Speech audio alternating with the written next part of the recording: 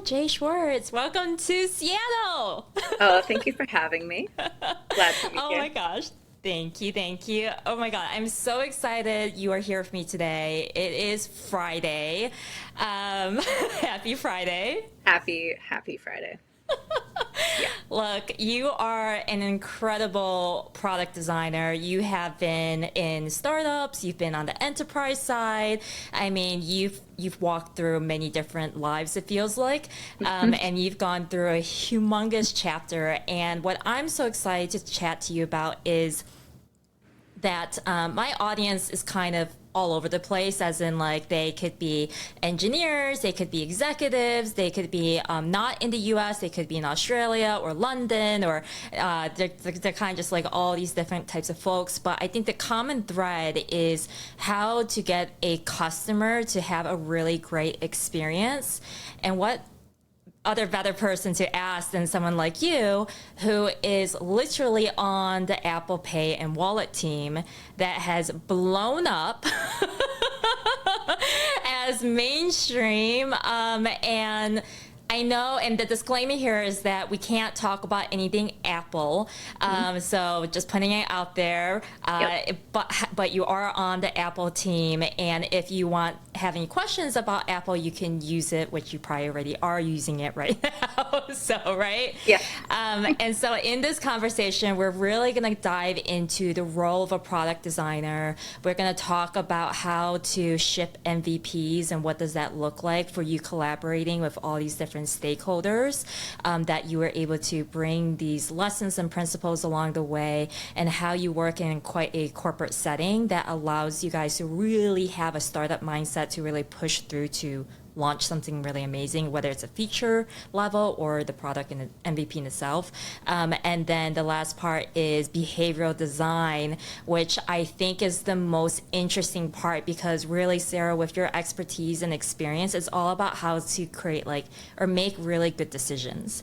And in this specific podcast episode, I would really like people to be able to hear from you in the way of demonstration of what questions to ask in the boardroom, what questions to ask while reviewing and feedback. Because I think the thing that is really hard for people is well, I don't really understand design, or I'm not the designer, or it's over there kind of thing. I know it's important, but I don't really know. It's not really my wheelhouse. But I think when it comes to business owners and entrepreneurs and executives, you still have to hire and delegate and be able to review, audit, and assess what is happening. So you have to contribute in some shape or form. So I just hope that in this conversation, it's more pragmatic in how they can be oh, okay, I didn't know at this standard I'm able to ask these questions and review in this way. Yep. Awesome. Makes sense. Yep. I love it. Okay, so we're gonna go through your actual work. So this is very different. So if you're listening, you want to see the video version of this, and we're gonna talk through. Sarah's gonna walk through a lot of work of what she has done in the past. And so it's going to be really helpful to understand certain design principles, certain design systems, certain way how to think differently and critically think about how to put the customer first, and also getting that out the door. So Sarah, can you start with where you started, where you go to university? I'll bring this up in a moment here as Yeah. if you can maybe do a little quick intro about who you are. Yeah. So my name is Sarah. My background is actually in architecture. So I went to school at Cornell for the Bachelor's of Architecture program. So that was a 5-year program. I learned a lot of really foundational elements that really support how I think architects have a special skill set, which is about how to critically think about many different issues and kind of bring them into one solution space. And I think that it's a really powerful balancing act that architects have to do between all the different disciplines. And I think that translated really nicely to my transition to product design, which I did probably in 2016. Yeah, is when I transitioned to product design. So these sketches that you're doing here, like Hmm. you are actually like designing what the storefront looks like. Yeah, so after school, I worked at Coach as a contractor, and I was really helping with. I don't know if you remember what Coach stores kind of used to look like before like 2015 or so, but they kind of wanted a more elevated style for their new brand, and like they rolled it out to all their new stores. So I was kind of creating that like design manual book for all those new stores and like all the different ways that they could implement the new materials and new and what a facade could look like for that elevated type of look. So I was helping to create those illustrations and just that larger document for the new stores. So that Oh was my a really, gosh, that's a yeah, heavy responsibility. it was a really cool project. I'm really proud of that one. And then at BAM Architecture Studio, BAM was or still is, but when I was working there, I worked on some like hospital projects, some campus projects as well. So those were pretty. That was pretty like they would like lots of programs, I guess, to kind of put into one. So we did a lot of program diagramming. So that was a very different type of role that I was doing there, but all in the name of architecture. So yeah, it was a cool way to start my career for sure. Yeah. That's amazing. What was the one thing that you wanted to transition from architecture to product design? Yeah, I think I've always just loved being more in the digital space and world. I just love digital products. I think even when I was in architecture, I was still kind of like having fun redesigning apps that I used every day. So I was Yeah. like, okay, I think this is where maybe more of my passion lies. There's still very, like, in my mind, like, there's still so much overlap when it comes to being a designer. So it didn't really, I feel like I was able to get a lot of the concepts in product design, like, fairly quickly because of my architectural background. So it felt like there was a really good through line between the two of them. Yeah, and I really just I think that's like such great practice anyways because you have to have such high standards to be able to be doing any kind of architectural design. And so with that, you went into digital design in such a with such a like rigid, I think robust kind of structure that allows you to have a meticulous eye for details. So that's what I really appreciate and respect about your work, to be honest. So Thank you. yeah, I and you worked on WeWork, you worked on Samsung, Verizon, DoorDash, Airbnb, Twitter, and I'm just like, it's incredible how many you have actually like really stacked up on all these logos and Yeah, learned so much.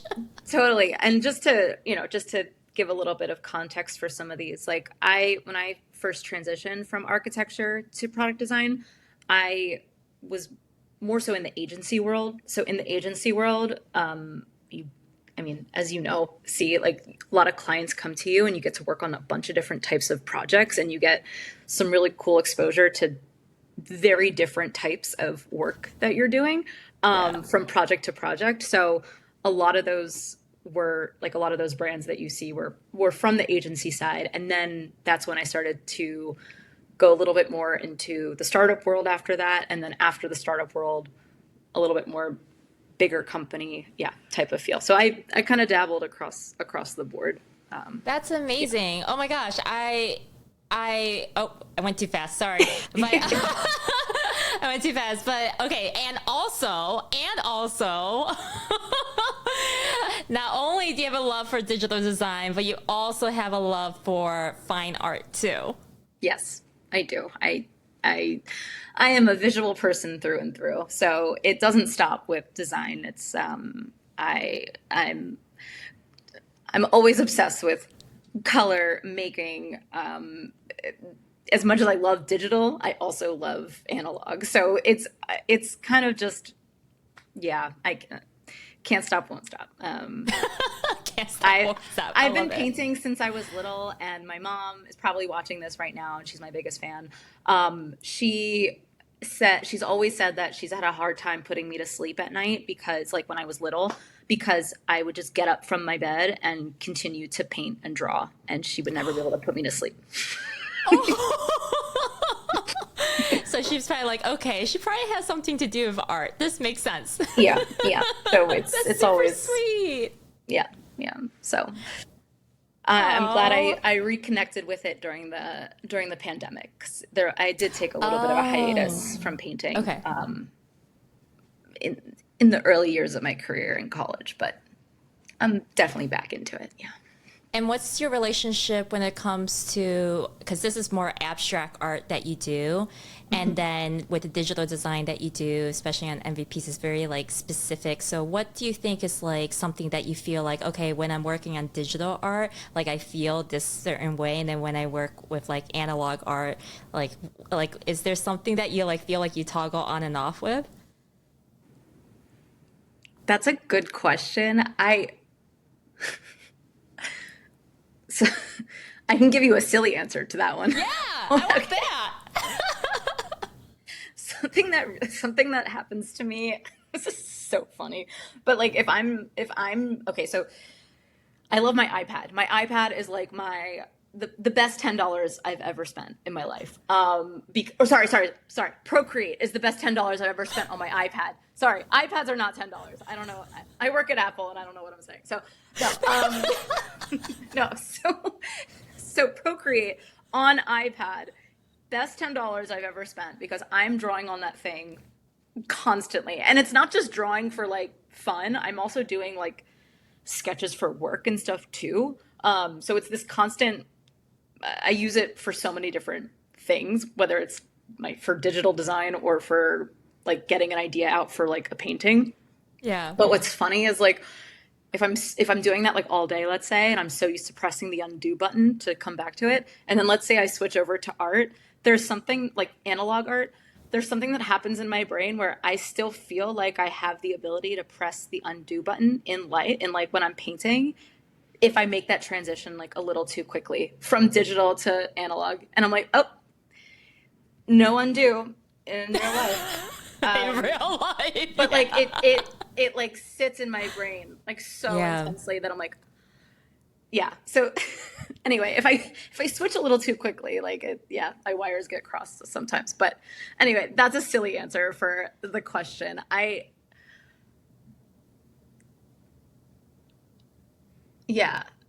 trying to think of how to answer it in a non silly way. I think, it's funny, like you asked me about the differences between them, but honestly, all I can think about right now are the similarities. I mean, yes, I could say just from like a kinesthetic tactile standpoint of just like touching the materials and like being really like, it's just looser and I can feel the texture and stuff like that. But I guess when it comes to the actual like what is on the surface, I don't know, there's a lot to me that crosses over between whether that's like negative space, positive space, and how those two things balance out, because and we'll get into it soon with like behavioral design, but like when there's sometimes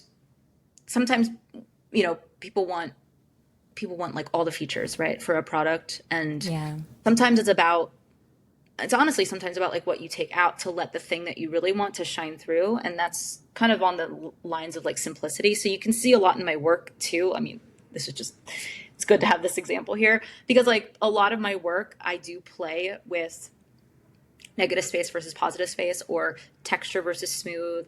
And I think that a lot of those concepts translate over really nicely to design because you have to always be thinking about like what isn't there, or like letting someone have a second to breathe, or like introducing some sort of healthy friction at a certain point if they need it. So to me, it all kind of like, I think my art, as much as it is abstract art, I think that there is still so much of a design element to it. I love that. No, it's like, it's the tension, right? You're able to play with the tension. You're able to play with dynamics. And I love it so much because you're so right. it's definitely like sometimes you just have to keep on removing to really let something shine, like you were saying. And I feel like that has been the practice as well. In a lot of the brands, it's just like, how do we just have a key visual? How do we really hero this? How do we let this pop? Because with their attention span, it's like, can they remember this in that blip second? Can they have that experience in that moment, and that they remember it, where they felt something? What did they leave when they were walking past the bus stop or the digital out of home and the airport? Did Yep. they recognize it? And that's all it really is top of mind and awareness. And I really love how you're talking about the toggle. I think that toggle, like the silly answer, I think they're both kind of really they resonate together a lot. Honestly. And I'm just like in the practice of too, you're like in a certain flow mode, and I actually really like the idea of like it almost hits you into reality of Yeah. like, wait, hold on, I have to kind of recalibrate. And I actually think that's a really healthy way to go fast, but at the same time you have like a reflection period. So that's actually pretty cool. Yeah. Well, thank you. I like how you turned my silly answer into something more profound. That was nice. That was great. Okay. I like that. I do. I sound like I'm being sarcastic, but I'm not. I really do like it.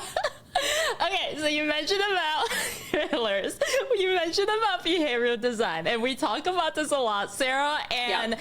I'm so grateful you helped put together this great way to introduce behavioral design, because I think I'm just so grateful you put this together in a way that I would love. I just articulating this is so difficult, especially with people who are like, well, doesn't it just happen? Doesn't it just like happen overnight? And there's so much strategy behind it, and there's a lot of a specific practice to it. And so thank you for simplifying this this next few slides here of this formula, this framework for someone to kind of think about it. And so this next section is going to level set, just helping what is behavior design, and just being on the same page here, because before we go into the bunch of work, it's like pretty detailed, and I think this is going to be the through line of our conversation. Totally. Exactly. So back when I was at Stash, one of my managers, shout out to Max, he introduced me to behavioral design. I think I understood the concepts without understanding like that, oh, there's like an actual like system behind this. And there's an actual way that we could analyze, like there's a lens through which we can analyze something that you see in front of you, or like a situation that arises. So BJ Foggs is the person who like created this model and like broke it down for everyone. So it's really just at a high level, the systematic understanding of how people think and make decisions. And we can go into it because that sounds pretty, vague at a high level, but we can dive deeper. So why is it important though? Is because it can help people when they're making products really understand the solutions that they're creating, and how can we even change certain behaviors or feed upon certain behaviors that lead to more engagement or a different type of engagement. So it can really help you change how your customers might think or interact with your product. So, yeah. And what would you say, like, when you're solving problems? Because I remember in our offline conversations, it's very much, when engineers and founders are thinking about solving problems, that's the job of what we need to do, is like solving problems. So like, how would you translate that, especially in the design world, that you are actually solving problems too through visuals? If you were to be able to like talk about the value of your critical role and how you contribute in solving the problems. Yeah, I mean, look, everyone says that designers, I might answer your question in a slightly different way, but like, I think everyone thinks that designers are like have this like super magic magic power, and maybe we do, but I don't want that to be like a gatekeeping thing from everyone to think about problems in a certain way that engineers can think about problems this way. Everyone can think about problems through the lens of like an example like behavioral or through a lens of behavioral design. It's really it's really at the end of the day, it comes down to like empathy and like how you want to put yourself in someone else's shoes and say, okay, how might this person be feeling when this happens? Is this person gonna like if we want to introduce this new thing, is this gonna feel jarring to the customer, or are they gonna understand this new thing that we're trying to introduce? So it's really just about trying to put yourself in someone else's shoes and see how they might potentially interact with the thing. It's hard to talk about it at like such a high level. It's actually almost easier to talk about it with like certain examples, which I'm excited to get into when we go through some of the designs. But I think you'll start to see it when we go through. Yeah. Okay. But so basically, walk us through on this breakdown, this formula here. Yeah. So the idea is that, I mean, let's go to an example of like conversion, right? So like there's business goals, of course, that I'm sure a lot of your audience members really care about business goals, but in order to get, and that's great. And in order to get those business goals to be achieved, you have to have the customers go along a certain path to get to those business goals, right? Like there's no business goal without having any customers, right? So in order to get those, let's say it's conversion, right? How are you going to get that person? Let's just have an example of like a flow. How are you going to get that person to go down this flow?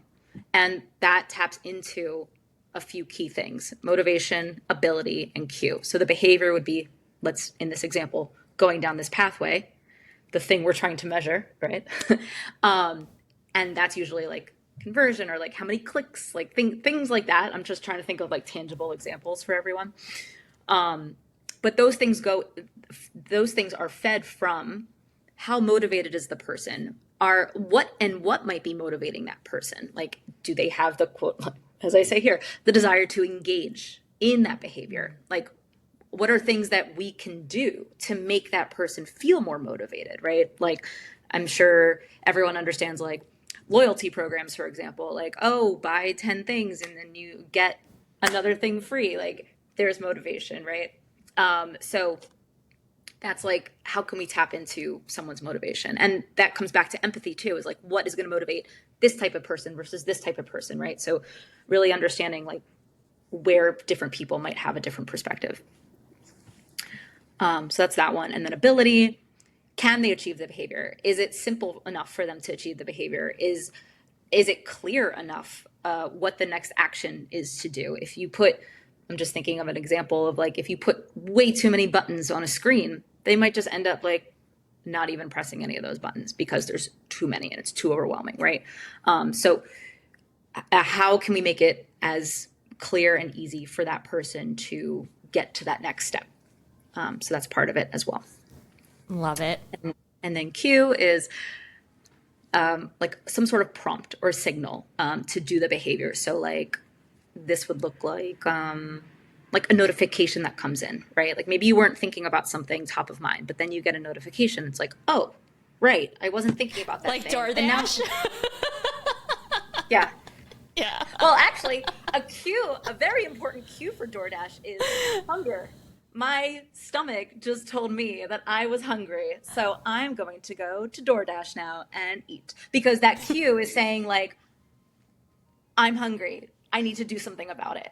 That also kind of ties into motivation as well. But anyway, the cue is like, my stomach is growling, right? So So those are just like, and you know, these things don't just happen in product design; they happen in everyday life. Like think about you know. I'm trying to think of a really easy example. Actually, I had two examples that actually are not in this deck. No, it's okay. I had two examples that are not in this deck, but they're in a different deck. But like, let's say you're at a park and you're sitting by your phone and your phone's on loud and you're sitting there and it's just like a beautiful day. And in two scenarios, your best friend is calling you. And then in the other scenario, spam risk is calling you. So in the one scenario, you might be motivated to pick up your phone because it's your best friend who's calling you. And you have the ability because your phone is right there. It's easily accessible. And the cue is that your friend is actually calling you. Now, in the other example, the cue is still happening. The phone is still ringing. You still have the ability to pick up the phone, but because it says spam risk, your motivation is much, much, much lower. So you can evaluate different behaviors and different actions just throughout your everyday life, and you can evaluate them based on motivation, ability, and cue. Yeah. So anyway. That's a really great example, Sarah. It's because, especially of all the notifications coming in, I think a lot of people can relate. Yeah. Mm-hmm. Yeah. What do you want to take? What do you want to do? Yeah. But to this formula, so behavior equals motivation times ability times cue. And I want to go back to the motivation real quick, because this desire to engage in the behavior, when we look at reviewing what is the motivation, it's like important to know who the persona is and who the actual customer is. And I think what are the questions that you ask in a room to make sure that it's not exactly too subjective, but it's based on the customer? You can bring it back to compartmentalizing, like, this is my professional opinion and recommendation of what are some motivational aspects that make sense for what we're trying to achieve to that business goal. Because I think when teams are really close with each other and they're really like working together really, really closely, sometimes it can get a bit of a gray line and not sure, the second guessing in a way. So how do you navigate in making sure that when you're proposing new elements or features or introducing new groups, right, that you want to implement, how do you talk about this in the room? I mean, at the end of the day, like, I think I guess there's two things with that. I mean, the first thing that came to my mind is that people are people, right? Like, what motivates one person is going to be different than what motivates another person. So you can try your best to guess, and like you can all have like different ideas of what someone at the table thinks motivates them versus like what another person would say motivates them. I think it then comes back to like who's your audience? Who do you actually want to be talking to? Like understanding maybe from like a research perspective, like who are we actually targeting? Like who actually would resonate potentially with this? Personas are great to do to like really make sure that those are researched and really based on certain people that you can potentially find. I think what's tough about, at least when I think about like my last roles and my current role, like Apple Pay, DoorDash, like so many different types of people use Apple Pay. So many, and what motivates one person to use Apple Pay is going to be different than what someone else motivates them to use Apple Pay. So, or DoorDash, what motivates someone to open DoorDash could potentially be different than someone else. I mean, maybe they're both hungry at the end of the day, but like, you get what I mean? Like they're like, I guess it's just sometimes it's so broad, that I think it just comes back to like reminding yourself, like, you know, people are people, like everyone's going to have different opinions and different motivations, but just trying to put your best foot forward. I know that's not like a scientific answer, but Yeah, I love honestly, it. No, I love it so much because, you know, when you're dealing with, because right now, like there's so much churn everywhere, right? And so it's kind of like, okay, there's going to be new players. There's going to be people who's been there for a while. People have different point of views and perspectives, and they're all valid. So it's kind of like what I'm hearing, what I really, really love is like when an idea is being set forth, it's like, just try it anyways, right? Because it's going to so many different people. And so like then from experimenting that, you know, from the experiment, like, okay, did that motivation, what was presented, was that working, yes or no? And so yeah, like, is at our the end of the day, hypothesis, yeah, like, is our hypothesis true about this thing? And then you have to go see if that type of, like, is that type of person, is it actually matching your expectations? Like even in my art side of things, like when I am painting a painting, I'm like, cool, I hope people like this. And then what I find is that my demographic tends to lean more towards women. Women are more often my buyers. And I'm like, okay, like I didn't have like certain expectations coming into it. I could have guessed that, but it's cool to see the data coming back and being like, okay, like now I can understand a little bit more about my audience by just, you know, trying out something and like putting it out there. Yeah. I love that. And that data gives you insights to make things a lot more like frictionless and then better, you know, of an experience, right? Yeah. Okay, so let's go into DoorDash because this is very, very exciting. Tell me well, first of all, before we go in, can you give like just a broad overview of like, what DoorDash meant to you? Like, what did? Oh, that's so sweet. No, DoorDash was it was a really great experience that I had when I worked there. I worked on the pickup team, so I worked really closely with like my product partner, specifically Larry. So shout out to you, Larry. But yeah, I learned a lot about. Once again, like the type of customer we were helping, like especially pickup, because pickup is like a slightly different mindset than the delivery. The person who, you know, the main type of customer who comes to DoorDash is typically delivery, but we learned a lot about like the type of customer who might more often opt for a pickup experience. So that was cool to have like a different type of just lens as I was working on the product. And Hyperlocal pickup was a really cool project because it felt almost like its own little like ecosystem, and I can like get into it in a second. But that was like a very, very, very cool project. So yeah, I worked with my UX researcher Trevor, and then I worked with like a big team here that you can see. And yeah, I mean, at DoorDash, you wear a lot of hats. So I was definitely like on the ground too, doing some in-person research for the product, asking people like literally about the feature as they were using it. So that was really cool. And yeah, it was just a really, really educational project for me as well. So.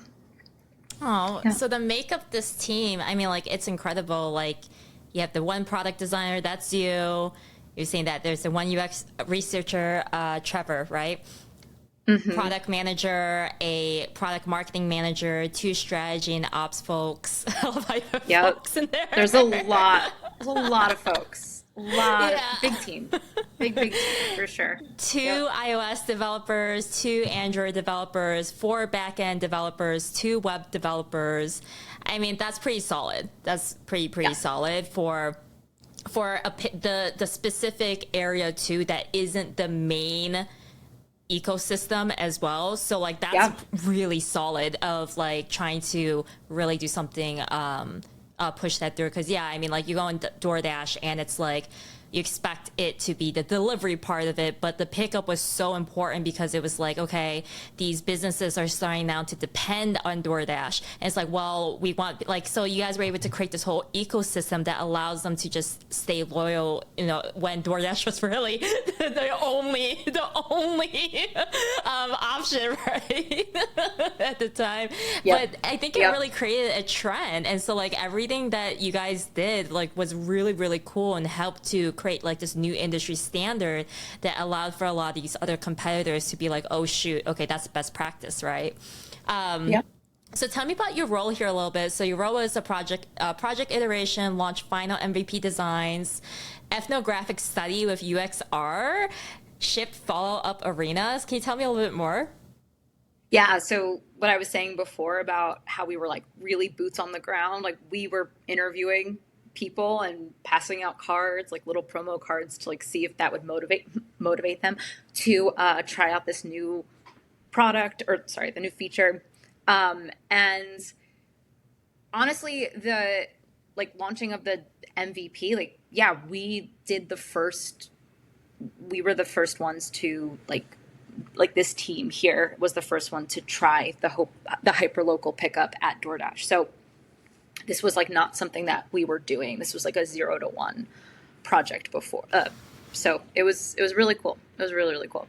And then of course we looked at other places that we could do this hyperlocal experience, like airports and Smorgasburg and things like that. So it wasn't just arenas, but yeah, so I can dive into this, but basically Yeah, let's see this. yeah, so there's two ways to enter the experience. If you already have the app, you can just open the app. But for people that didn't have the app, they could do QR code. So there was two ways of entering into the experience. Yeah, and then this was one of the previous, or no, this is like the typical experience of DoorDash. The top part, those items only had like a 7% click-through rate at the time. And then something that a lot of the designers were thinking about is like, okay, maybe we could put it in this banner area, but their banner blindness is kind of like if there's always a banner there, are they going to know that there's something special and different that's happening at that time? So, like at the time of like the event happening that you need to be specifically like targeted for. So, anyway, those were just some things to think about. The QR code originally landed on this like events page, and yeah, originally. But the idea here was like, or the thought process here was, okay, is it a little bit confusing that it says events at the top because you're here just for like one event, not multiple events. So did it really make sense to have it as like a high level category? So there was just some thought processes around like structurally, does this make sense to fit within this? It's because it's not really a category. When you're in this mode, it's like a slightly different mode when you're at an arena, right? The idea, and let me take a step back too about this project before I get into like the solution space, is like the team had done some research that there was appetite for I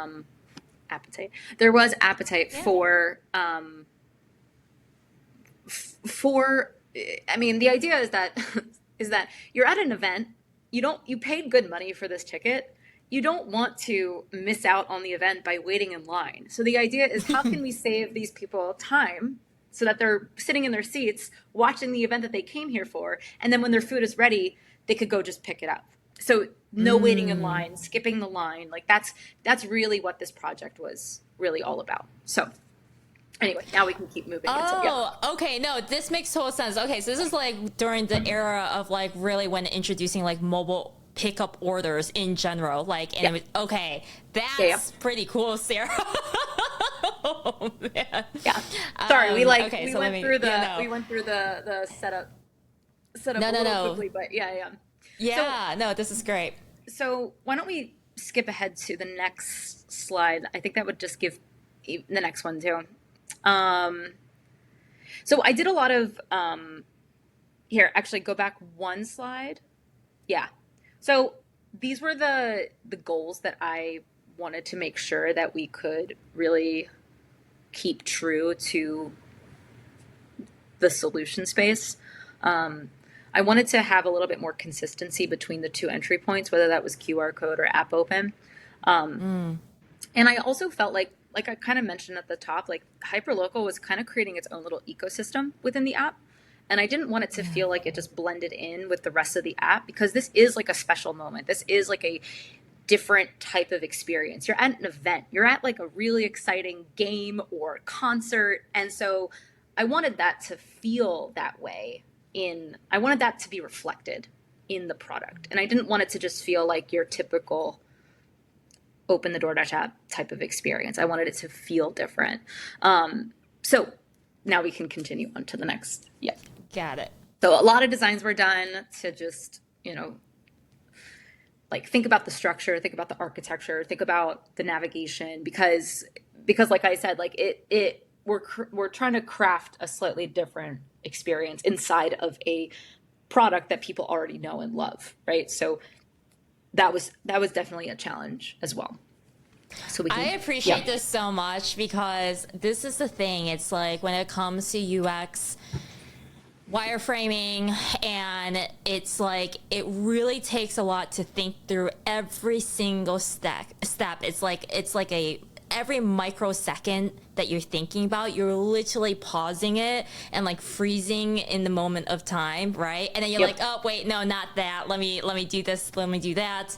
And so I love how you have this artifact to share, like this is your thought process, because it's so important. It's like when it gets to the design part, there's so much thinking involved that happened before I even got there. So this is really cool to be able to see like all of the notes, because these aren't scratch notes, like, by the way, like this is like pretty profound stuff. So this is really where the magic is. So I really appreciate work like this. Like even it's like where it seems like we're going, right? And then like this is the real work. So I mean, like, yes, the cool stuff is like, the polished stuff is always, what we expect anyways for the industry to see. But I mean, really, when you pull the curtain behind it all, like this is really what happens. And so like when you're doing this work, Sarah, and you're trying to get from A to B, because you're totally right. Like this pickup side of it, mobile ordering. How do we differentiate ourselves in the marketplace? That because DoorDash was rising, and it's like, okay, how can we, like that's a lot of pressure. The reputation is already on, and as we know at events in general, like the self service and everything might not be as great, right? So then you have to also take that into consideration. That was a huge problem and everything, right? And so like all these people that you worked with, it was like iterating these little things, but they were actually huge. Like these decisions that were made, it's like, okay, how, and I think it's like a very, very, like there's one thing to do like nationwide like rollouts, but there's another thing when you have constraints in the environment that's not really in your favor. And so like you're saying, but I love how you're taking it and you reframed it as a challenge. It's like, I want it to be fun. It should match that energy and that hype that they are already going at. So if they're at like a Taylor Swift concert, like it should match that energy, right? Yeah. So they can go and enjoy, like this or was like a baseball game. Exactly. This was like an opportunity to make it super fun, especially because everything about this project was obviously very location based. So we could understand that you were close to this arena. And so the idea is that like, cool, you're here for this really cool event. Like, let's pull on that thread, like let's continue that through line. So the idea here is like, why not have it feel like more immersive? So the idea is that if someone is literally at the arena, like, okay, cool. Like I can't really talk too much about the like tech side of things or like how we understand that. But if someone, let's say, is at the arena and they're here for the game, great. They can just continue into this heroic experience, right? And it's specific to FTX Arena. it was FTX at the time. Now it's Kaseya. But now you have this very specific landing spot for just FTX. And then if you were to exit out of it because maybe you're not ready to place an order because maybe you opened it too early or whatever, then you have this banner that still lives here on your homepage, and you can always exit out of that experience and not have it, but like have this like really cool differentiating moment from the rest of the delivery app, which you probably aren't going to be using while you're at the arena, right? So really thinking about the context in which someone is thinking about the context that someone's in, right? That's so cool. I just love how like that's very pivotal of the time to be extending the brand and the product experience. Like that is very, very cool. Okay, I see. So that's the app open, and then this is when you do a QR scan, you go straight there because the intent and that loads. because the intent is more high, right? So like if I'm actually scanning a code, that means I'm probably at the event. So I don't need to have that landing page to say, are you at this event? Because you scanned the code, you probably are, right? You scanned it. So so that was the idea of skipping over the landing page at that point. I love it. What about these this? are just some other yeah, these were just some other just design explorations. Like some of the idea was, okay, what if we put like actual photos of like the food and the brands that you could order from? Like would that motivate someone to order food? Or what about this like kind of like half screen happening here where you could like kind of scroll up and it appears, scroll up and it appears versus scrolling down, then it disappears. So just playing with like different interactions. We had to do web because kind of what you were saying before about the signal and like just it being really maybe not great in the arena. We don't want people to rely on the app because it could be really hard to download the app. So the idea is, okay, let's have them do this experience, but on a web view. So that's why we had to also think about web as well. Yeah, the rollout plan seemed pretty intense, and you have to really get the timing right. It's a complete like mission control operation, and so it makes sense why you had within the team as well. You had to work with so many different types of developers. They had to be so dedicated on that experience because there was no time to waste. Because an event will happen, right? And so you have a specific launch date that you have to ship it by, and you have to test through, and having like specific dedicated resources to be able to, because if you were to be like, okay guys, let's make an adjustment for this specific like one adjustment, it still has to go through all these different platforms, right? And it has to go through the testing and everything. So that's really cool how Boy Meets World Tour. So this is a really important screen because I think that, and maybe this is more of like a heads up for like other designers out there or like teams that are like really trying to go the distance. Like this I would say is like one of the screens that got leadership really excited and like execs really excited because it was, it cast the vision for this thing. Like it made it felt like it was so really like not just hyper local, but like hyper personalized, right? Like if we knew that like there was like a Beyonce concert happening at this arena, then we could get even more granular on the type of event that we could showcase in the asset. And we can make people feel like, wow, this like DoorDash really knows what's up. Like DoorDash really knows like what is happening right now. And like, this is cool. So like, I think this was a really exciting like vision casting that we were doing. And I think, I don't know, I think it just got people and the team really excited about where this could go. Yeah, I mean, this is like the one-page executive summary, right? Like, this is like the slide. This is the hero slide that captured, like you're saying. I mean, I definitely can see this slide being, put around with all the quarterly decks. So I totally agree. And that's really awesome that you are able to find the specific imagery, the specific examples to be able to position and place them very carefully. So like, even like not like I can see it. Like, I mean, you have the airport, but then it's also like, it's very specific to which terminal, which also relates to like the different concession stand areas and the different sections of the events. Like I see it. Like, exactly. It's really cool. Yeah. And like even from basketball to to music, to live concerts and festivals, and the DJs, is saying like it's such a variety that it can really expand to. So, I mean, great job. Oh, thank you. And you're welcome.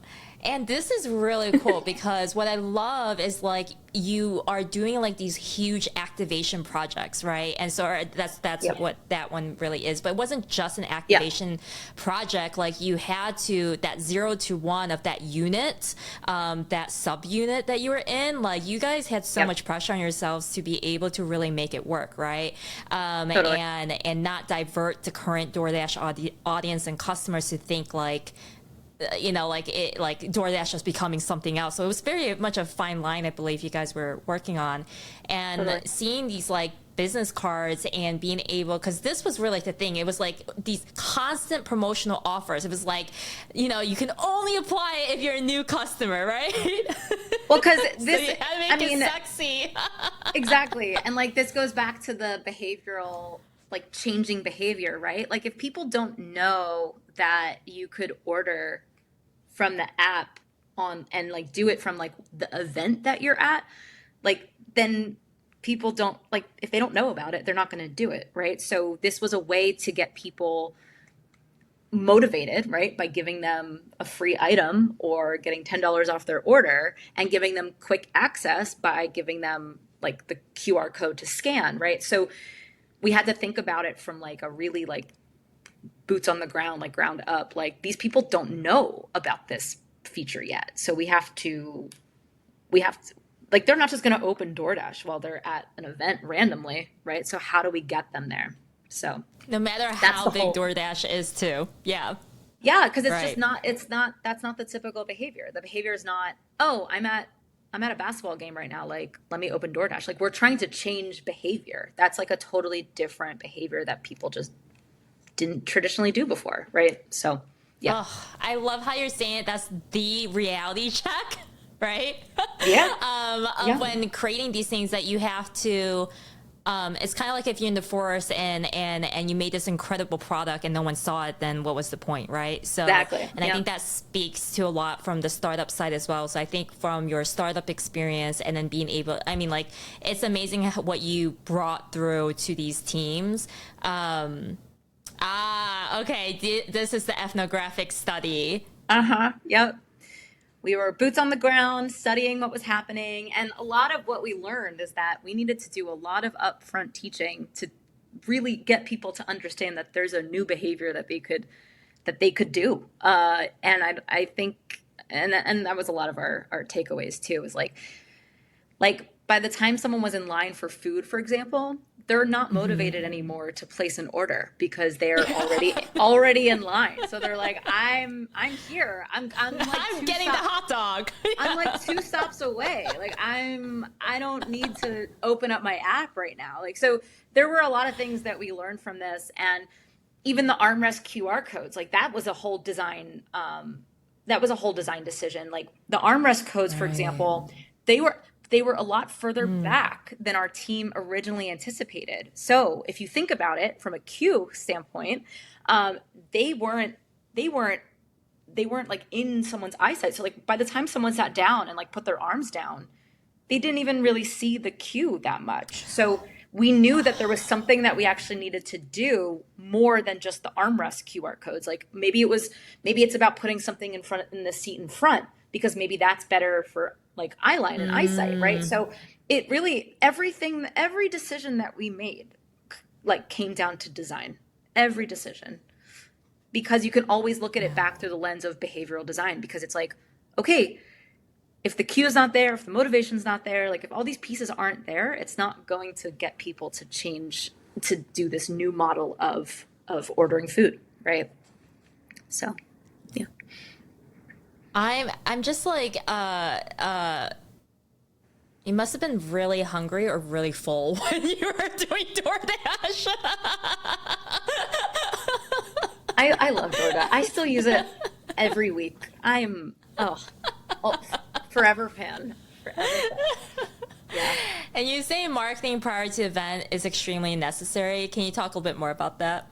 Yeah, because to your point earlier about like the Wi-Fi being not great, or like the cell service not being great. Like I think having the app downloaded before getting to the event is like the ideal, right? But that's not going to be everyone, or like people showing up to the event.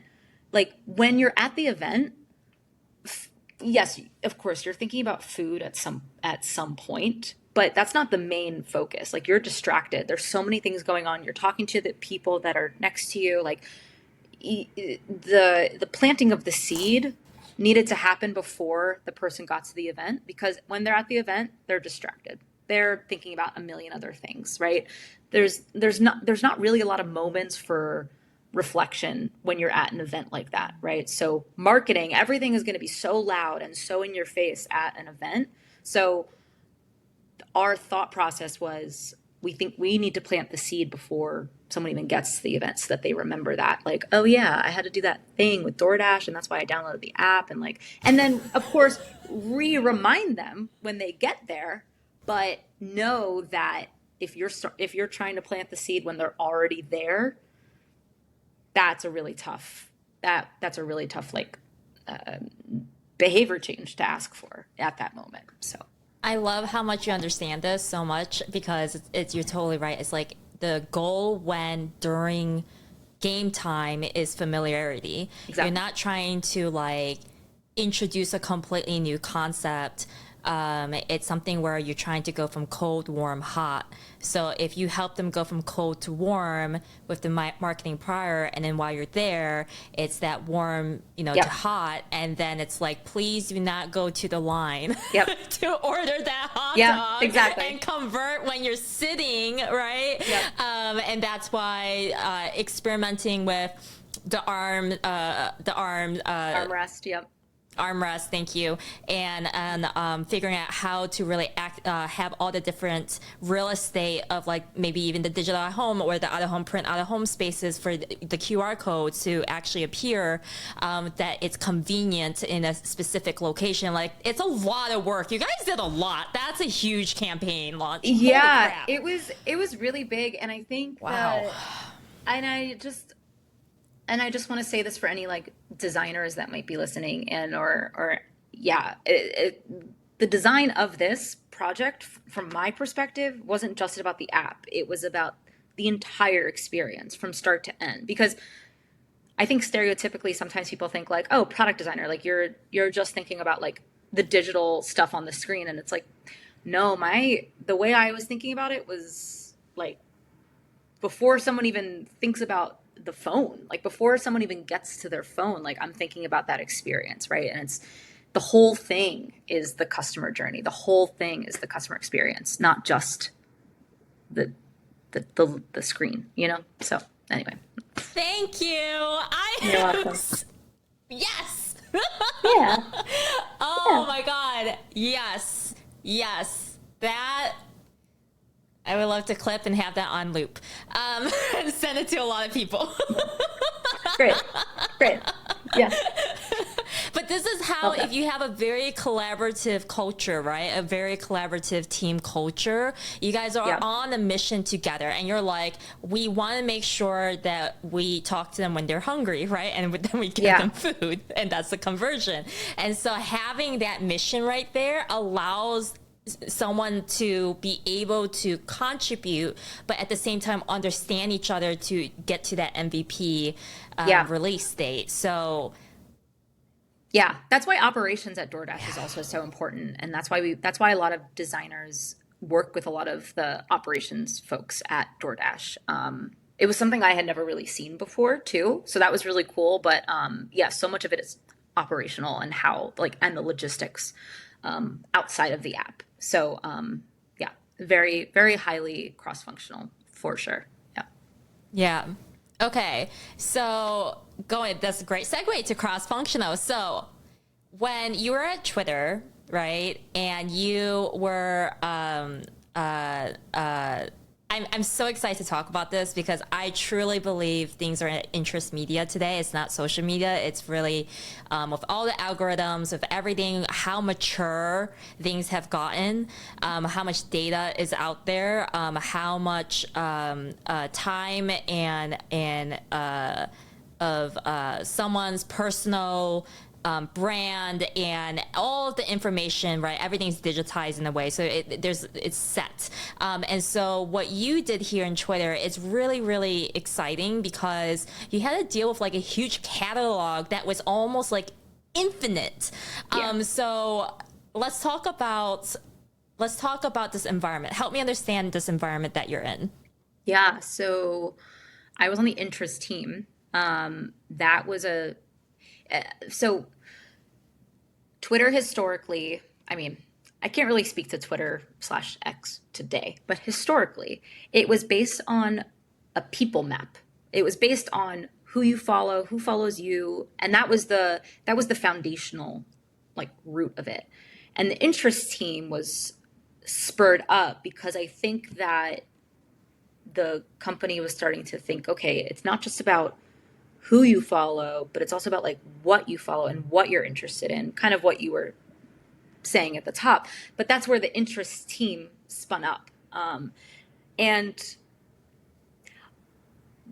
it's also interesting talking about this project in a time where AI is also like really starting to take off, because I actually wonder if we would have thought about things significantly differently back then, because AI can do such a good job now at like understanding like what you might be interested in. But before Right. it was all fairly manual. Like you got to select the things that you were interested in, and then that was pretty straightforward of like, okay, you said you were interested in sports, so we're going to send you sports tweets, right? Like it was very kind of linear in that way.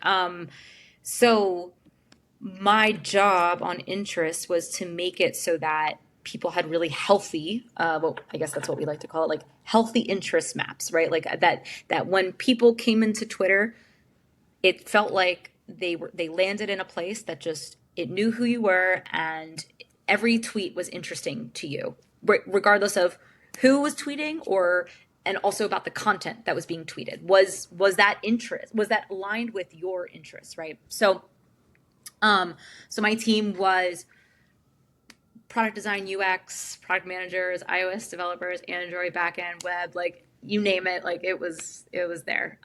So yeah, what the project was.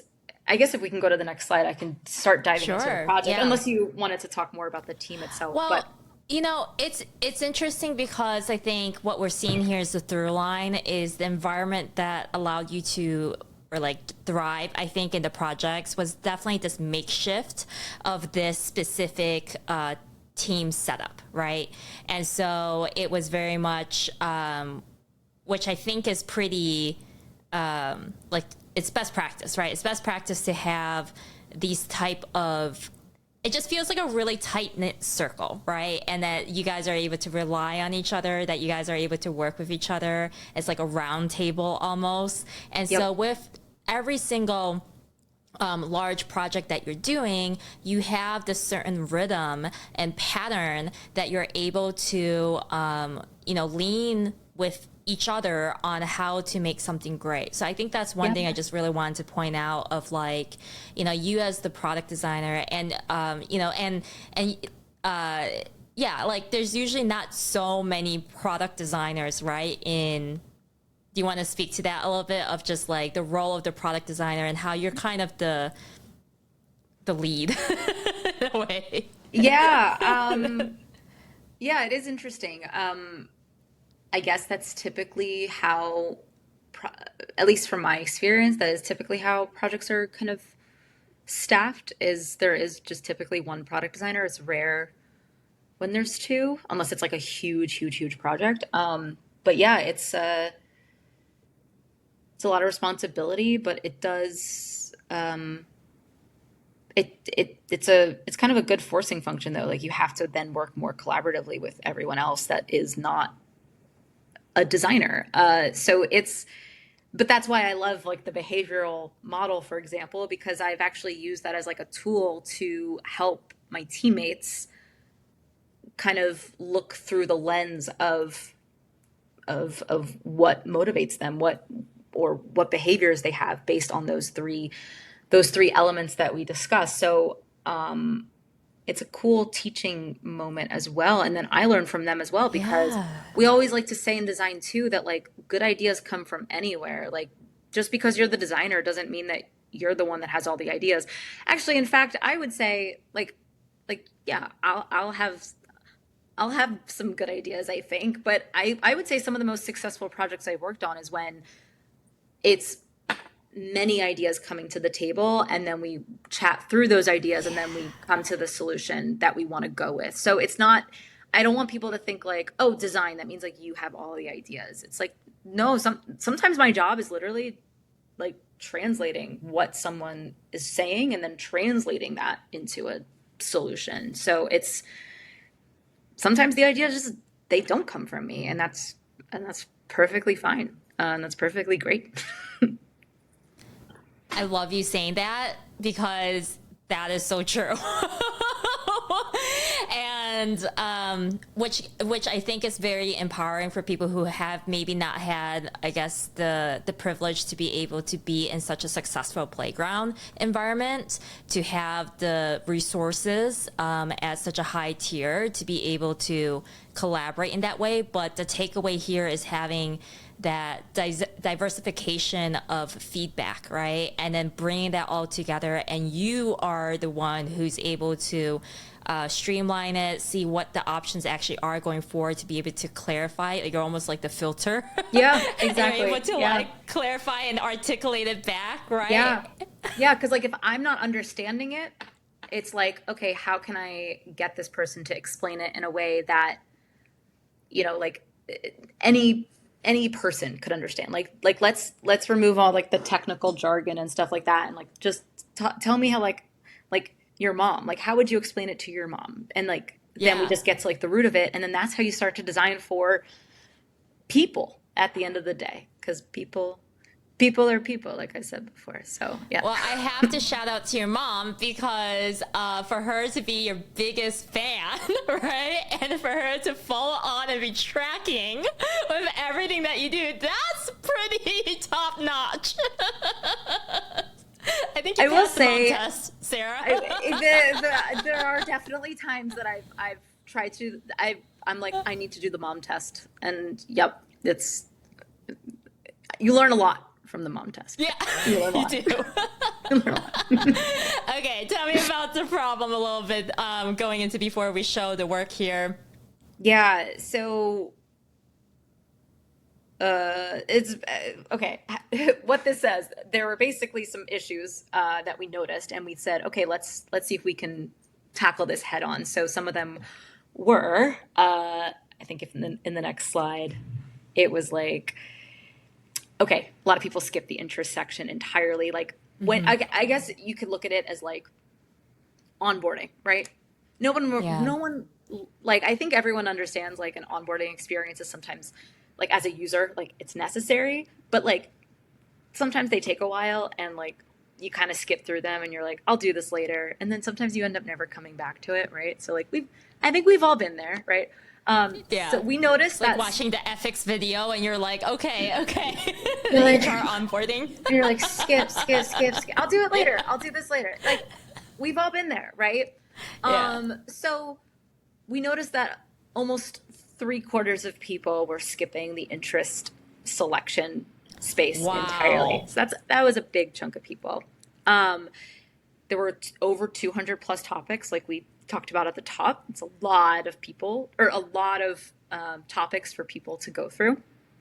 And then the worst part was that when you skip, you end up on an empty timeline. Oh, cool. Oh, wait, I do remember that actually, Sarah, sorry. Yeah. If you end up, if you end up not following anyone in that onboarding experience, and you end up not selecting any interests, I think there was a time where you ended up on an empty timeline, and that was. Aw, Sarah, it was because of you that you filled the section. Aw, thanks for making my Twitter experience so much more better. I was so, I do remember that specific time. I am not being sarcastic. I literally remember really like, funny. oh, it's like, there's nothing. There's then nothing, yeah. all of a sudden there was like a whole bunch of stuff. So that was Yeah. you. And got it. I mean, okay. I mean, I don't know how much of it Very was cool. me because interest is, like I said at the top, like interest is just like one aspect of it. There's probably so many other aspects that were also being worked on at the same time. So Totally. I only have It the takes a interest village. left. Yeah. It does take a village. Yes. Yeah. So this was the original interest selection. And I did some I just did some like light, auditing on the screen. So you can see here like just like small little visual things, like the icon was redundant for the For You sports only on Twitter. Just like, are there ways actually the top one is pretty important. For You. That one felt a little confusing or like a misnomer, because how could we have a clear understanding of what was for you if this is actually the onboarding experience? So like, we don't know you yet. You have to actually tell us about you. So to say a section is for you could be a little bit misleading. So that was just something that I wanted to like rethink a little bit. Like, did it feel like we were putting the cart before the horse a little bit with that one? So yeah, what were you gonna say? Yeah, I was gonna be like, because you're newly married, right? And so, Yeah. Congratulations. Thank you. You're like super fresh. It's Super like not fresh, even a yeah. month ago. I know, right? And like, you're totally right. I was just thinking like, you wouldn't like ask for someone's hand in marriage, right?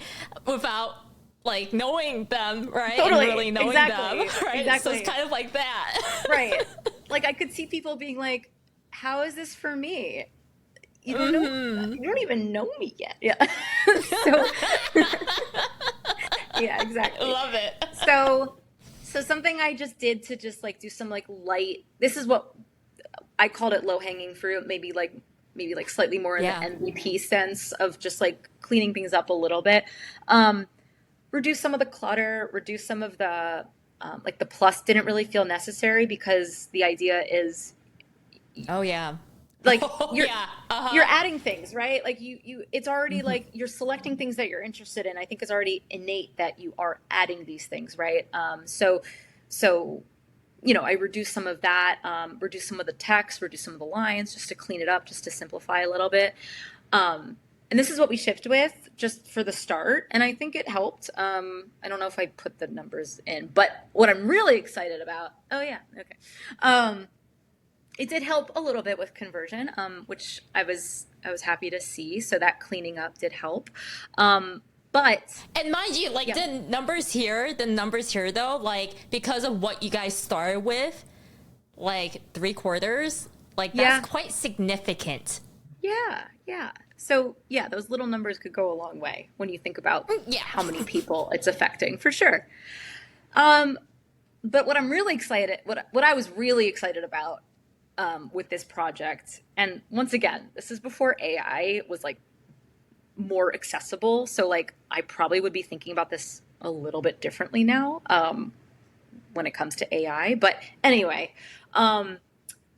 this was just more of like just trying to map out how people might start to think about categories in a little bit more of a nuanced way than just listing them out like the way we did. So was there different categorizations that we could do? Because something that I was thinking about too is, because we didn't really understand like how we could order these things, because once again, we didn't have any information yet about the customer. So it was ranked by country popularity, which is helpful to some degree, but one customer could get to finally at the bottom of the view and be like, oh yeah, I'm really into like music and food. But this was like after like tons and tons of sifting through like minutia of topics, right? So the idea was like, could we maybe just start like at a slightly higher level to get them into the more granular topics that they actually might really care about, instead of potentially skipping over them. So the idea, if you go to the next slide, was, this was the hypothesis, right? Like if we do all these changes, will we see an increase in customer behavior, right? So kind of what we talked about before at the top, if I could maybe reduce the amount of information on the screen, if I can make it a little bit more accessible, if I could give them actually, I guess it was mostly about making it more accessible. But anyway, something I was thinking about is also when when I was just looking through the categories and like through the pieces of information themselves as well. It's like, okay, there's hobbies and there's evergreen interests that people always have. Like it's part of their personality, right? But then there's things Right. that are maybe like a little bit outside of oneself that also might be that people might be interested in, but maybe they could be a little bit more transient. Maybe they're a little bit more event based. Maybe it's a little bit more about like what's just happening nationally, like around them, right?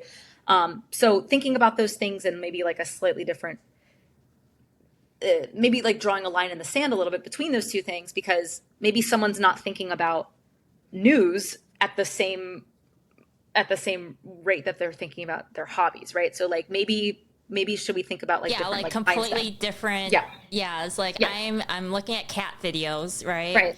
And seeing cats do cool tricks. Yeah, and And that's great when you get into the feed, because it's great to yeah. have like those different like things, like from a Twitter perspective, like it's great to have like a feed of like all your different interests like all at once. Like that's really cool. But when it came to like the setting it up, did it make sense to have all that stuff shuffled in? And I guess that was like our biggest question, is like, what if we created a little bit more compartmentalization so that by the time they get to their feed, it's all one big happy, like, you know, mix of Place. all the things that, yeah, Yeah. a mix of all the things that they love. So I anyway, love yeah, it. So what you're saying is like what you had to do is make sure that they didn't have to scroll so much to be able to see all the different categories that could be of interest to them. exactly. So then you had to figure out like, and in this I'm seeing like the categories, then there's subcategories, and then how do you select them? And I'm just seeing this other screen beforehand of like the pluses, even the first like launch here, like what a major difference. Like I can definitely see how much more cleaner it is and how much intuitive. It's like, okay, the user isn't dumb, they know how to tap their finger, right? And so like you're like, okay, we can trust them to Yeah, tap, totally. they're on mobile, right? Yep, And yep, so it's like you had this trust fall and believe, like, I believe they can do it. And they did. And exactly. then going back here, now it's getting more advanced, right? It's Exactly. getting more advanced with the Yep. categories and the subcategories. And help me understand a little bit here at the bottom right, Oh my what your God. thinking process Wow. was. This is taking me back. Hold on. Proposal, yes, no, indicate interest, topic, comedy, onboarding. Oh, okay. So this was also about how does this then like I didn't want it to feel like your interest. The idea was that your interests don't just like stop after onboarding. Your interests could actually grow and change, and you could get new interests. You could lose some interests. Like you evolve as a person, right? So the idea is how do you continue to maintain your interest in your timeline throughout your experience, and how does the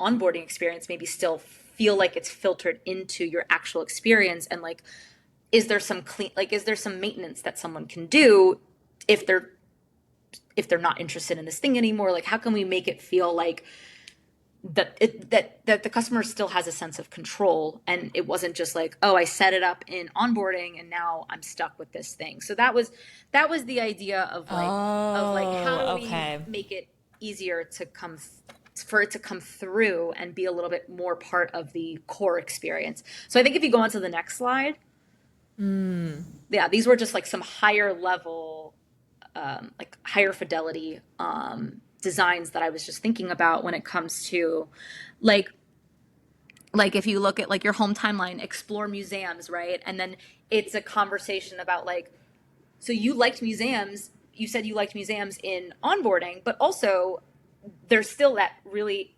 there is still that intersection, because it's Twitter, of course, between like who also might like museums. So it's about like finding those intersecting moments between who and what, and like is there more that we can do there throughout the timeline as well. So Yeah.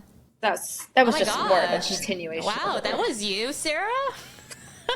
Well, this Dang, girl. I don't know if this ever launched or if there is still something similar out there. These were just honestly like ideas I was playing with. And then this I was really excited about.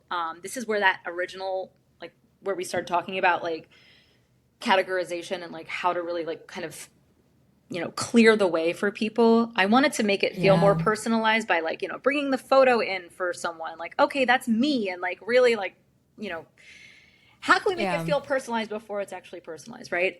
So the idea here is like, can we have like a pre-filter, right? So if I'm not into anything related to, I don't know, outdoors, like what if I'm like, okay, I'm not an outdoorsy person at all. Like, don't show me anything outdoorsy. It's like, okay, then we're just not going to show you any of the subcategories of outdoorsy.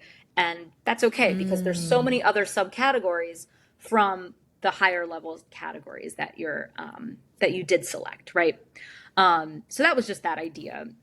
This was But here you're really kind of really thinking about, I can't lose them in this moment because like Exactly. one thing, right, that's going to rub them the wrong way, that literally shatters the experience. Yeah. And then it's just like, oh no, right? And so what you were really thinking through is like, okay, how can they recognize themselves, how to make it familiar, how to make sure that it is in line with their interests. And I was seeing here in your drawings here about like baseball even. It's like if it's not baseball season, but then we're showing all this baseball and they're into football, for example, because the seasons have changed. For example, it's like, okay, how do we extend their interest and then also use, that's tough, man. Like and I can understand how you're saying problem. From a disclaimer. Like you would think about things very differently if AI was really involved in that way. And so, wow, that must have been... You broke neuron pathways in your mind at this time. It seems like, or at least honestly, wow. Now that I know like what the capabilities of AI could do, I'm like, wow, I would approach this project so differently. It's crazy, because of this is also manual. But I think that's a different topic for a different time of how AI would.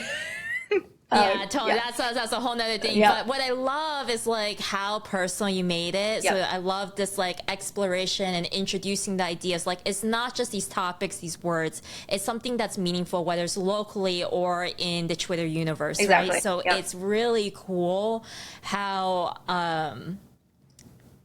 very, very smart, Sarah. Thank you. Okay, even more. I love this section. Okay, so in this last section here, we're really talking about this is FinTech, and I think it really relates to your current role where you are now. So I think this is kind of like the origin story, the build up, right? From being in a startup mindset, massive app development that is being seen by so many investors, so many different stakeholders, operators, owners, team leads, directors, like the whole lot. And then also because it is investments, right, in this FinTech, there's other stakeholders that's very much involved on a very high regulatory, like it's high risk, right? And this was a very high risk, high reward kind of situation. So tell me about the environment that you were in. In this. So Stash is I don't know if they're still a startup now. Did they go? I don't know. Anyway, when I worked with them, they were a startup. And it's a fractional shares investing platform. So the idea is that you don't have to have a ton of money to invest. You can get started with a little bit of money. So going back to the behavior model, very accessible, right? Because people could throw in like $1 at a time, right? So it was a really cool concept. I was on the investments team. We were broken out by different verticals when it came to design. So there was like banking, investments. I think there was even like the start of like a crypto segment for a bit, but I think that was like after I left. So just like different areas. So my team, once again, sole product designer. But actually this is a really interesting project where I did have to work very closely with the other verticals because if you think about the customer, again, like they might be coming to this platform to be doing many different things. They could be investing, they could be doing the banking side. There are so many things that they could be doing. So I had to still work really closely with the other designers to make sure that it still felt like it was the same app, the same place to go, the same language that we were all speaking, that the banking actually made sense with whatever was happening on the investing side. So even though we had our vertical, it was still we still had to be pretty horizontally collaborative. So, but yeah, my team specifically for investments was one UX researcher, product manager, two developers, iOS, Android, and then backend and web as well. So, and lots of backend too. Yeah, a lot of because backend. of the nature, right? Yeah. Mm-hmm. Yeah, that would make sense. And even the stakeholders, you know, they look very different compared to the other projects. Yes. I had to work very closely with one of our in-house financial investment. Not exactly. Her name is Mindy, and she is wonderful. She helped me. Mindy, shout out Mindy, because she was like she taught me so many things that I know today about investing, because I was actually the perfect person for like the demographic of this app. Like I was like the target demographic. I didn't know much about investing. I didn't really know what I was doing. So I had to work with her to be like, okay, what are the actual rules and what are the best practices? You teach me. And then because I don't really understand this stuff that well, I'm going to then try to help customers who also don't really understand it that well and try to make it as digestible and easy for them to understand. So it was this really interesting like funneling that was happening of information. So it was distilled. And that's so amazing, because if you got it, right, then that means that you would be able to spit it back out in a way that you knew that was simplified. Exactly. Oh my God. Yeah. Wow, Mindy. Okay, so what we know? What do we know Yeah, here? so this is the investment tab. The organization was kind of structured in this way, like where, like, you know how I talked about like the bank side of things, the investing side of things. So I had to work really closely with the bank designer to make sure that the two tabs still felt like they related to each other, right? That it was still part of the same app. So this is the investment area where you could see how much you were personally investing, your retirement also at the top. You have like all the information that you need to know, like returns, cash to invest. So how much money do I have that I can actually put into investments? Unsettled funds. Milestone, that's not technically a like investment. That's not in the investment sphere so much. That was more of just like a product, like, hey, how can we make people feel like, once again, tapping into motivation, like, is this little area, this little milestone thing, is this going to help people feel motivated to make that next investment, right? How do we get them to that next milestone? So that's what that was attempting to do. Transfer in, auto stash, and invest. So transfer in is just basically how do I get my money from my bank to the app so that I can then put it to investments. So it's just transferring money, basically, very linear, right? Auto stash was like, how do I set up reoccurring investments? So like if I want to monthly invest in, I don't know, Chipotle, right? Then I could just set up a auto stash. And then invest was like, I'm going to browse for new investments. I want to see what else is out there. I want to expand my portfolio.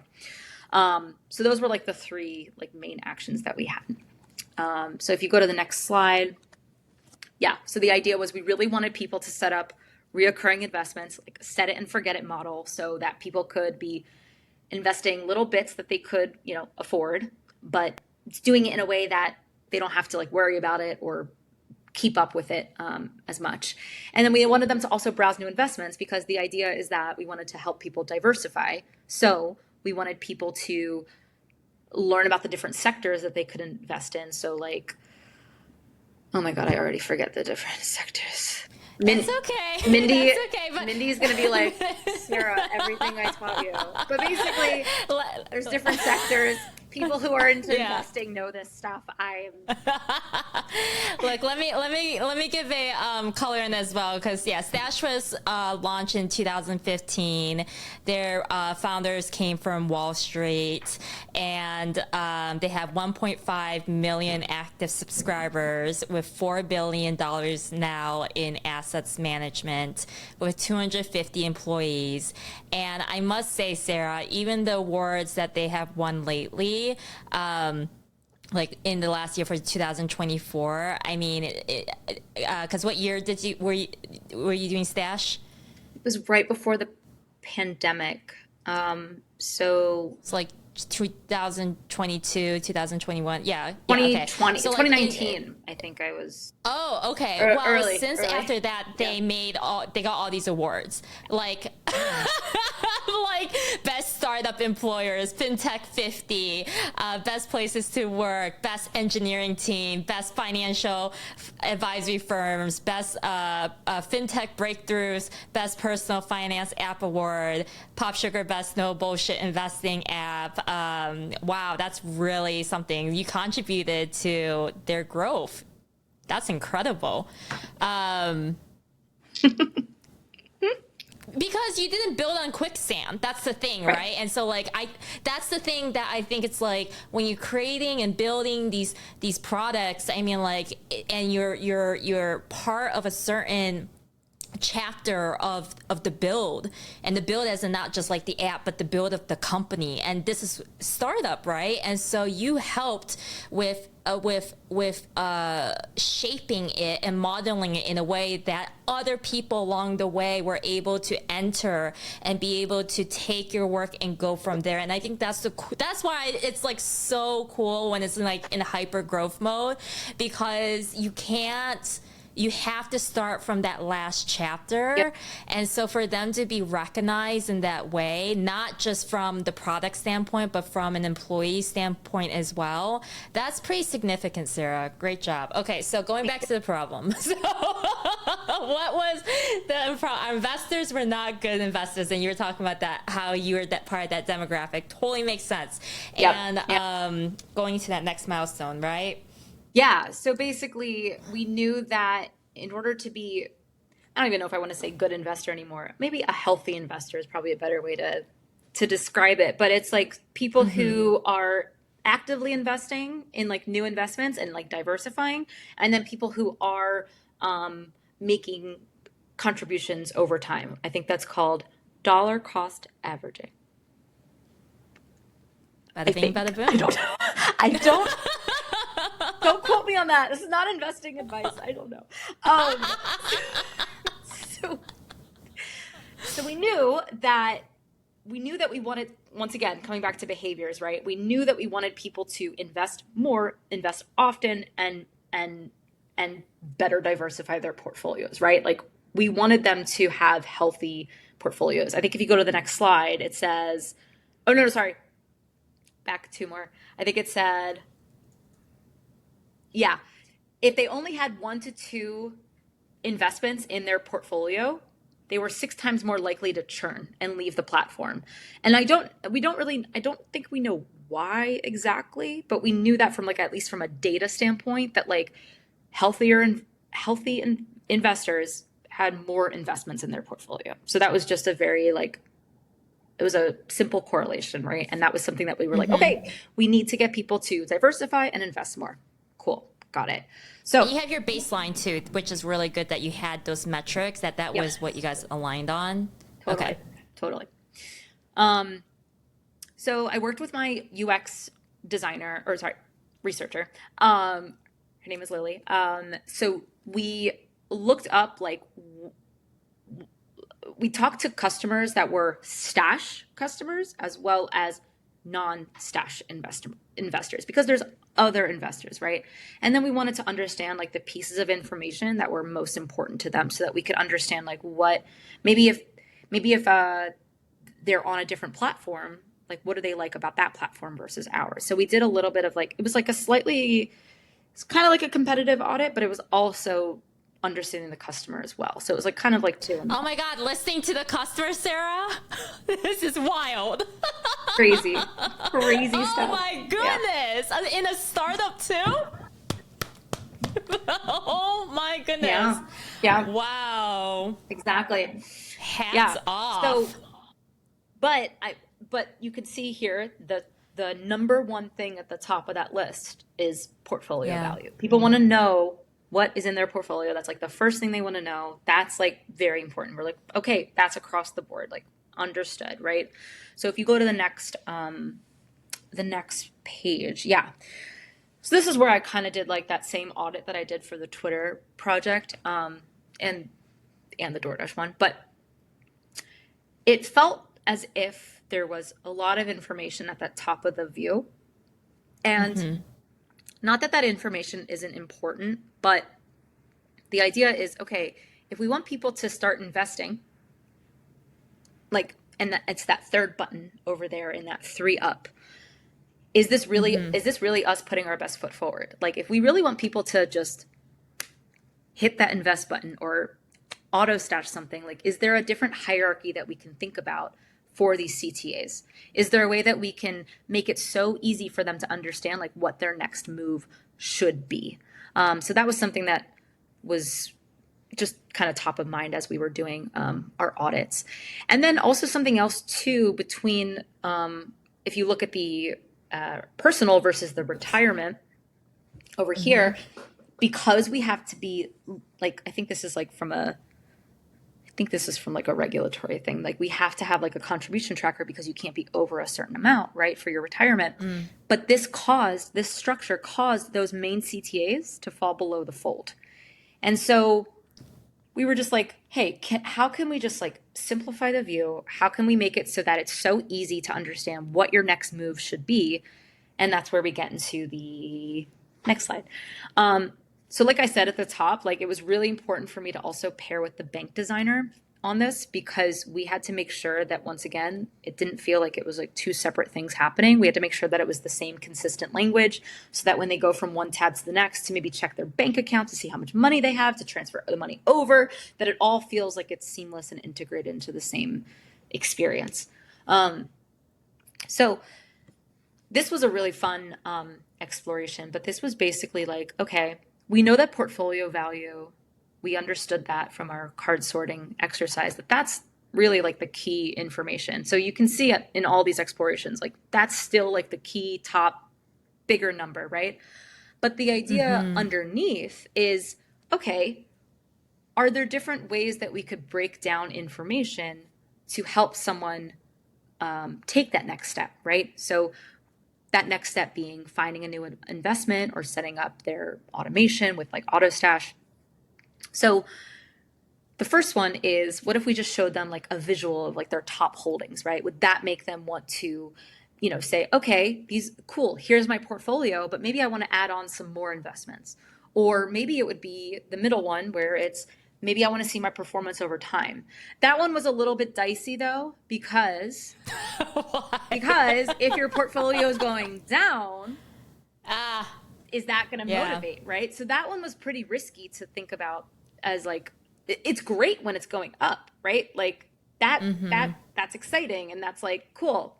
And yes, it's actually really good practice to invest when it's down, but that's not how people operate. And people don't know that. So instead of just, and this is where kind of like best practices kind of crosses over with like what people actually do versus like what's best practice is, yes, we could teach someone what the best practice is, which is like, yes, buy when it's low. But if we also know that people are scared and they tend to like actually pull money out or do something like that, then do we want to show that? Like, do we want to show that your money's actually going down? Because would that actually maybe potentially do the opposite that we want them to do? Because fear could override, logic or like best reasoning, right? So that middle one. And you're also not talking about seasoned or mature investors. Exactly. Like what you're saying at the very top of this, right? Right. We're talking about people who, this could be their only investing experience. They don't really understand investing that well.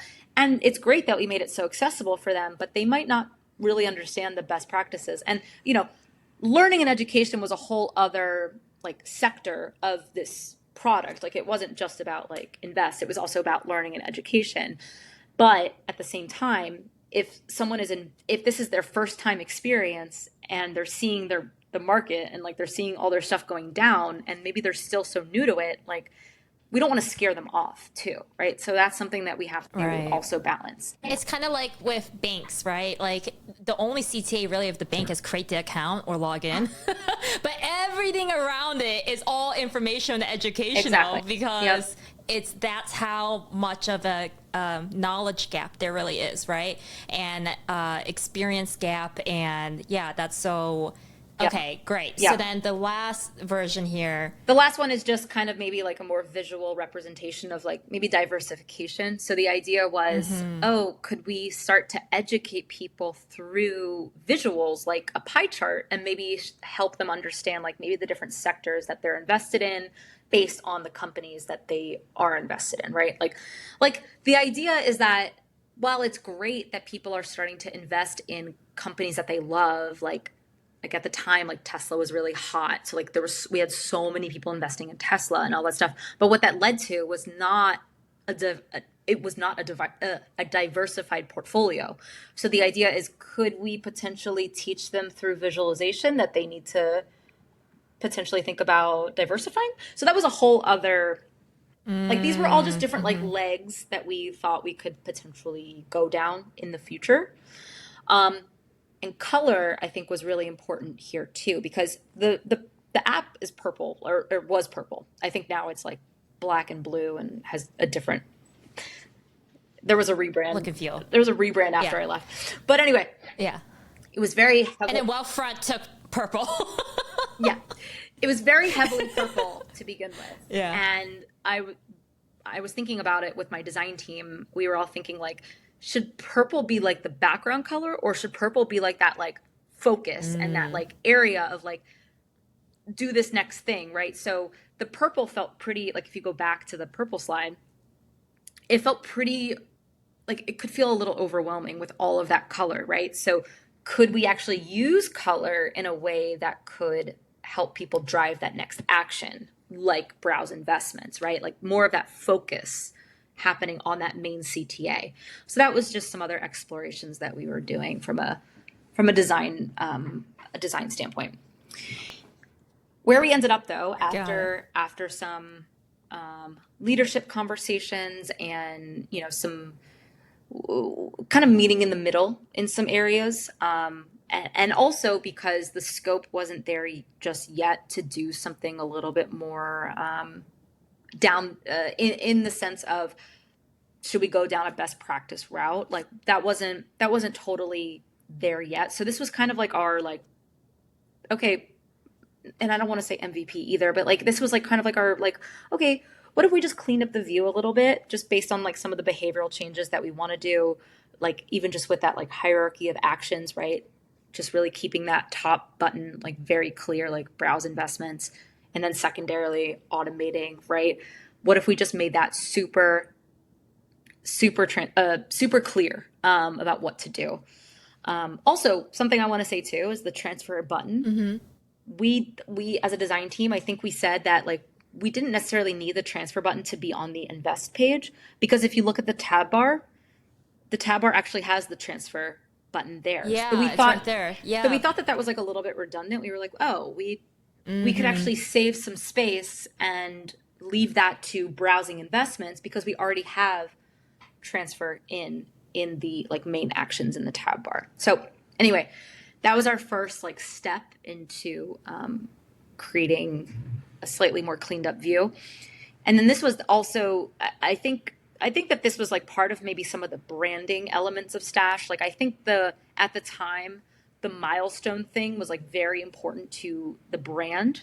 So I think that was something that we said, okay, if that's part of the branding and that's what leadership also feels very strongly about, is there a way that we can still have one variant, but then also have another variant that is so similar, but still contains that milestone? So we can actually test out, is this milestone actually the thing that really is motivating people to invest? And maybe this will also open up the pathway to look at other things that could motivate besides the milestone. So going back to those original explores that we were doing before. And Yeah. I think it actually looked as if variant B did help with having some sort of visual representation of, hey, this is where my investments are now. This is where I want to go. Really tapping into those motivational elements to investing. So, yeah. I really love where it went because, and I can definitely see your train of thought here because even, I mean, the first thing that my eyes go to is actually the tab at the very top of like where it was personal and then retirement and then pulling that across. So I thought that was really smart of showing like, you know, fat fingers accessibility, right? And you know, utilizing the screen, right? And adapting and being flexible for like the newer versions or whatever version of phone that you're using. So I thought that immediately, it felt like, you know, the first version was very much like a mobile web kind of experience first. Yeah. And then it felt like the transition happened more to an app experience. So that's the first thing I recognized. Yeah. And I love how the reorganization, because even like the visualization of like I like you combine basically where it says $2,072.97 $2,072.97 and the next milestone, that banner, which is both very eye-catching and then I think organizing that too, so reorganizing and clarifying that, but then also where it says $2,540, and I think that makes sense, is very clear, and that overall portfolio value, and then also that motivation back to your framework of having that motivation. What is that Q, which is the browse investments, automate investments, because that was really the challenge of having those, what should I be doing? Tell me what to do, right? Exactly. Rather than the transfer in, auto stash, and invest was very much like maybe. Nice to have on the shelf, right? So it wasn't exactly like, there are more categories, like these are maybe different rooms to go in, but you were really having the call to action of please open the door with this key. Exactly. And so, and then I love how you removed the transfer, because the transfer button's right there. So from an app experience, that makes sense. And then having that portfolio cache as well, the difference of like, okay, here are all my assets and everything as a totality, but then what is my actual liquid cash that I have on hand to separate? I think that was a really great educational element of like, look at how much money I have. Wait, hold on. That's all tied up. What I actually have, right? And so that, I think that was really smart and very clear, and a differentiation as well, like the purple and then the white background, because like what we're talking about before, of you're like, okay, with my design team, like the purple and then the white, like how do we, so like I'm seeing where that was used, so that's really cool. But mainly I think like having it so above the fold that it's part of that hierarchic area of the you included the CTA buttons in there.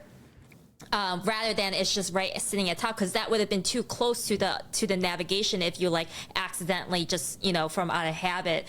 So I thought that was really smart. And then the most important thing of like how much you actually need, like the actual logistical functional thing of the actual transfer language, and then how the transfer. So but also like variant A, I mean, like at the same time, it's like it's very clear this is how much money you have, which is like the one thing is like you should be looking at your bank account every single day and establishing a new relationship with money. So you guys were doing like so many different things. That's tough. Yeah, lots to balance. Yep, 100%. Yep, so much. Okay, so where are we with the results? Oh, variant B. Okay. Yeah. But I think it was great because I think that opened up like room to visualize progress in other ways too. Like I think that it helped us understand like, okay, it's not just about the number. It's about where can you go with this number and what can you do with this number and what are the next steps I should take with this number. So I think that really helped us. I think it set us up for the next iterations after that. Yeah, you're like a scientist here. I love it. I love how this is set up. And okay, so that was Stash, and then you did some WeWork stuff, which is, we know WeWork. I mean, that is amazing. Yeah. Holy crap, Sarah, this is incredible. You have gone through, you've done so much. I have. I have, yeah. It's rare to game recognizes game, girl. Like I'm just like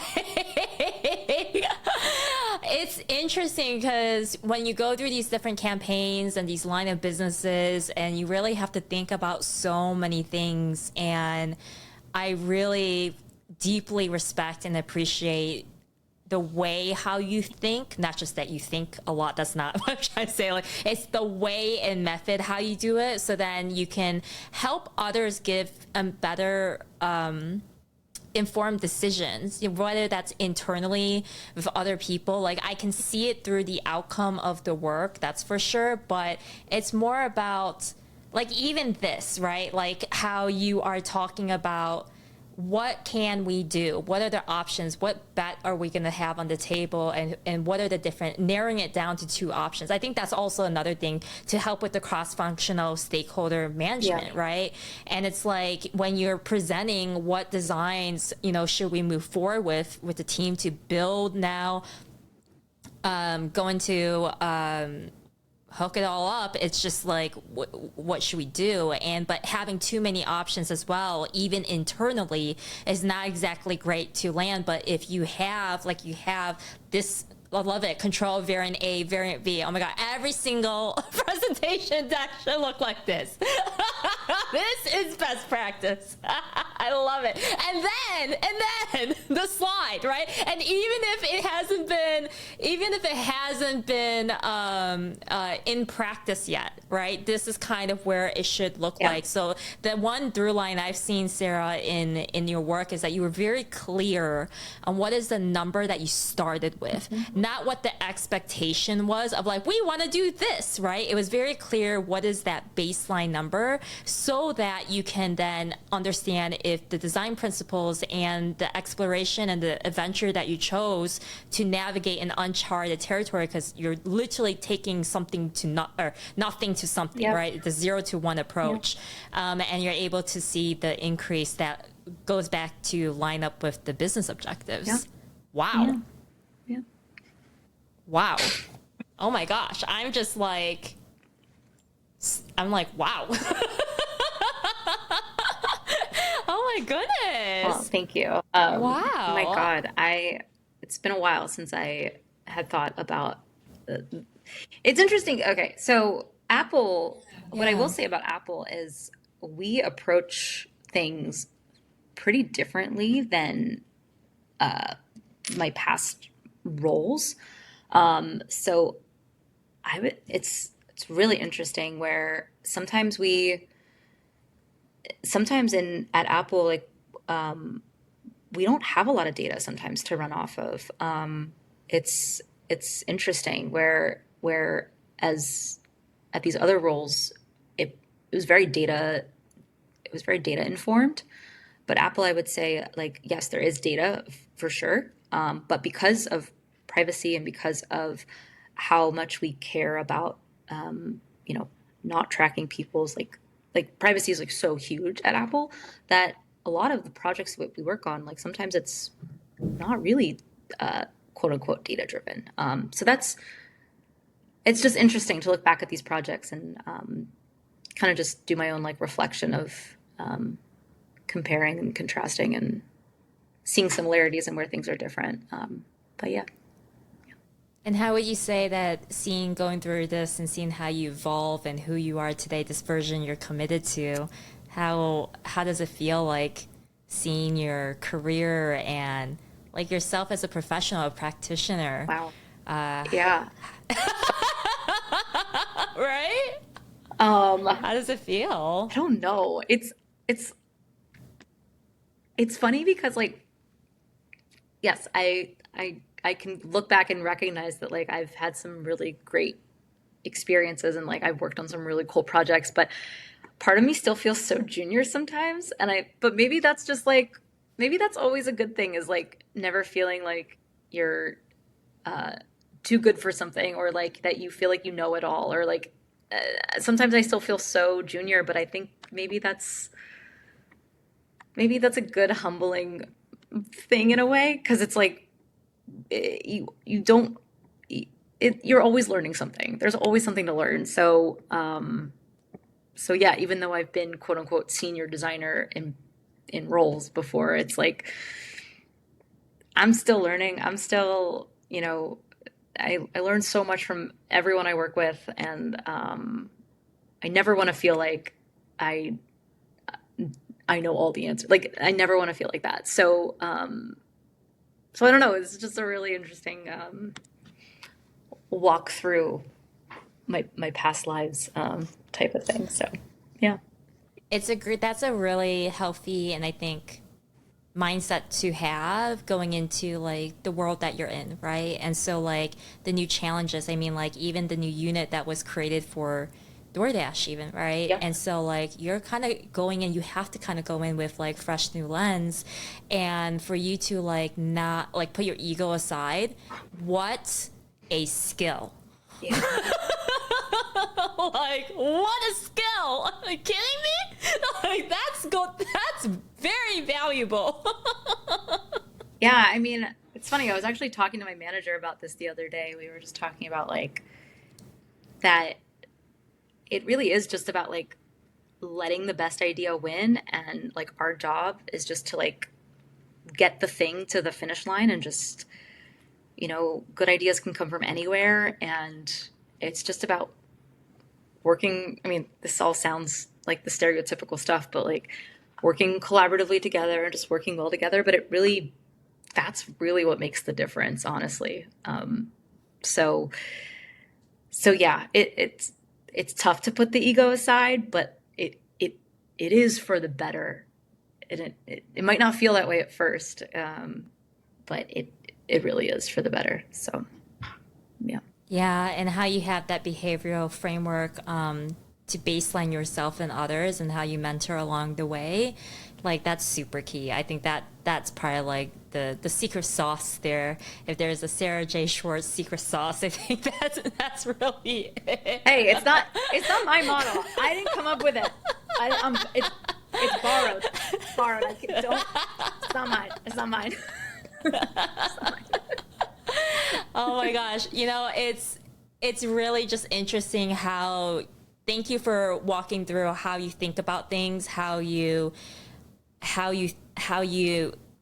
gosh, it's just like the way how you articulate it as well, I think is just extremely powerful, and how you've been able to strengthen those reps that allows for leadership to be able to do the roles and responsibilities in their position as well, to be able to review and give their best judgment, to be able to move the business forward.